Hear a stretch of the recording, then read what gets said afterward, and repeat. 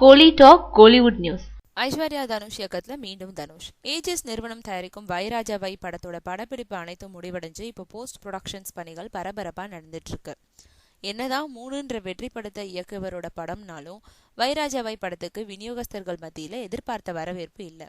மொத்த ஏரியாவையும் அவுட் ரைட்டுக்கு வித்தாலும் படத்தோட பட்ஜெட்ல பாதி தொகையை கூட நெருங்க முடியலையா. அதனால படத்தோட பிசினஸ் வேல்யூவை அதிகரிக்கும் திட்டத்துல கடைசி நேரத்துல இந்த படத்தோட முக்கிய காட்சி ஒண்ணுல நடிக்க நடிகர் தனுஷ கௌரவ வேஷத்துல நடிக்கும்படி கேட்டிருக்காங்க. அதுக்கு தனுஷ் ஓகே சொன்னதோடு உடனே நடிக்கவும் ஒத்துக்கிட்டு இருக்காரு. இது பத்தி ட்வீட் செஞ்சிருக்கும் ஐஸ்வர்யா, வைராஜாவை படத்துல கேமியோ ரோல்ல நடிக்க ஒத்துக்கிட்ட தனுஷுக்கு நன்றிகள், அவரை இயக்க சந்தோஷமா தயாராகிட்டு இருக்கேன்னு ட்வீட் செஞ்சிருக்காங்க.